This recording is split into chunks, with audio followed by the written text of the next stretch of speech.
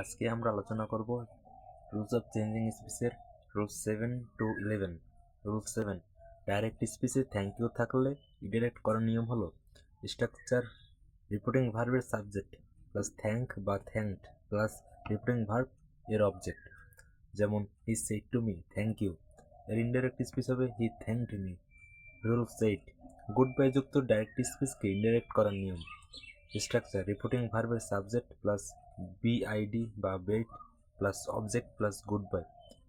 Direct speech হলো he said goodbye my friends, এর indirect speech হবে he bade his friends goodbye. Rules 9, direct স্পিচে good morning অথবা good evening অথবা good night থাকলে indirect করার নিয়ম।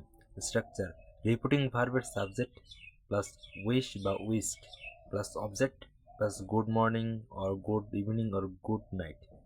যেমন I said to him good morning, indirect speech হবে I wished him good morning.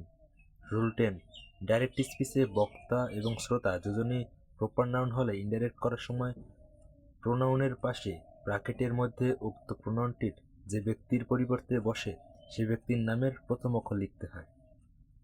যেমন Suman said to Mamun I have taken your pen, Suman said to Mamun that হির পাশে এখানে এস লেখা, মানে এই হি হচ্ছে Suman, had taken his pen এখানে হিজ হচ্ছে মামুন, তাই ব্র্যাকেটে এম লেখা আছে। রুল 11, রিপোর্টিং ভার্ব ও তার সাবজেক্ট এবং অবজেক্ট উল্লেখ না থাকলে the speaker said to the person spoken to লিখে ইনডাইরেক্ট স্পিচে রূপান্তর করতে হয়। এর উদাহরণ হচ্ছে I shall meet you tomorrow, indirect speech হবে the speaker said to the person spoken to that he, এখানে হি এর পর ইস লেখা আছে, would meet him the next day.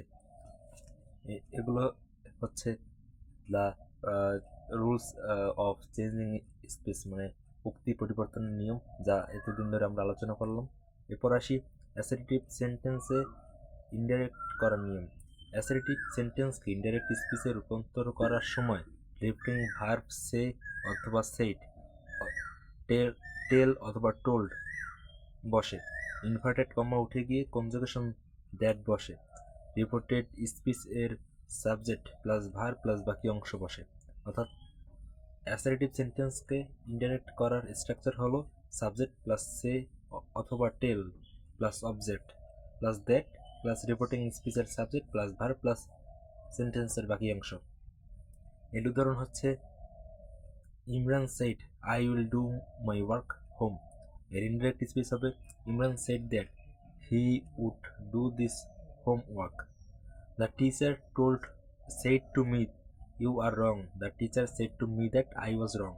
Hassan said I lived many years in Dhaka, Hassan said that he had lived many years in Dhaka। এছাড়াও এর আরও উদাহরণ আছে যা তোমরা দেখতেই পাচ্ছ, আশা করি তোমরা এখান থেকে প্র্যাকটিস করবা। আমরা ইন্টারোগেটিভ সেন্টেন্সে যাই। ইন্টারোগেটিভ সেন্টেন্সকে ইনডাইরেক্ট করার নিয়ম। এখানে রিপোর্টিং ভার্বটি ask, inquire of, want to know, demand, wonder ইত্যাদি পরিবর্তে ব্যবহৃত হয়। রিপোর্টেড স্পিচে যদি অক্সিলারি ভার্ব, যেমন অক্সিলারি ভার্বগুলো কী কী, do, does, did, shall, will, am, is, are, was, were, can, could, may, might ইত্যাদি, মে, মাইট, ক্যান, কুড এগুলো হচ্ছে অক্সিলারি ভার্ব। অক্সিলারি ভার্ব আমাদের জানা খুবই দরকার, এগুলো না জানা থাকলে আমাদের পরবর্তীতে বিভিন্ন সময় সমস্যা হয়, তাই আমাদের প্রথম কিছু কমন গ্রামাটিক্যাল সাইট জানতে হয়। দ্বারা আরম্ভ হয় এবং সংক্ষেপে ইয়েস বা নো দ্বারা উত্তর দেওয়া যায়, তবে রিপোর্টেড স্পিচের পূর্বে দ্যাট না বসিয়ে ইফ অথবা ওয়েদার বসাতে হয়।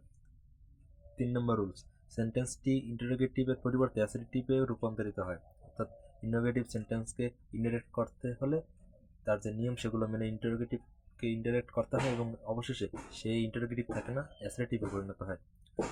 অর্থাৎ ইন্টারোগেটিভ সেন্টেন্সকে ইনডাইরেক্ট হয়ে পরিণত করার স্ট্রাকচার হলো সাবজেক্ট প্লাস আস্ক বা ইনকোয়ারি অফ প্লাস সাবজেক্ট যদি থাকে, এরপর এর সাথে বসবে ই বা ওয়েদার প্লাস রিপোর্টেড স্পিচের সাবজেক্ট প্লাস ভার্ব প্লাস সাবজেক্টের বাকি অংশ। যেমন Mohammad said to Imran do you like to read poetry, Mohammad asked Imran if he, এখানে হির পর আই দেওয়া আছে, অর্থাৎ এখানে আইদার ইমরান কি বোঝায়, like to read poetry. He said to me, are you reading my books. Indirect speech হবে he asked me if I was reading his book. এছাড়া রিপোর্টেড স্পিচে যদি ইন্টারোগেটিভ প্রোনাউন যেমন who, whom, whose, that, which ইত্যাদি বা interrogative adverb যেমন why, where, how ইত্যাদি দ্বার আরম্ভ হয়, তবে ইফ বা ওয়েদার বসে না, ওক্ষেত্রে ওই শব্দটাই বসে। এক্ষেত্রে সেন্টেন্সটির অ্যাসারেটিভ ফর্ম হয়।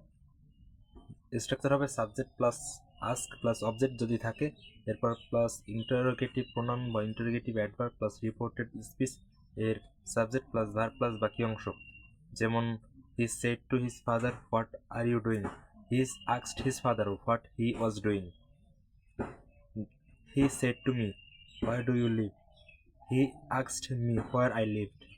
এছাড়া এখানে আরও বিভিন্ন ধরন আছে, তবে এখানে আছে ইন্টারোগেটিভ প্রোনাউন। ইন্টারোগেটিভ প্রোনাউন হলো who, whom, whose, that, which. Interrogative pronoun শুরু হয় ডব্লিউএইচ ওয়ার্ড দ্বারা, তেমনি ইন্টারোগেটিভ অ্যাডভার্ব যেমন হোয়াই, হোয়ার, হাউ এগুলো শুরু হয় ডব্লিউএইচ ওয়ার্ড দ্বারা।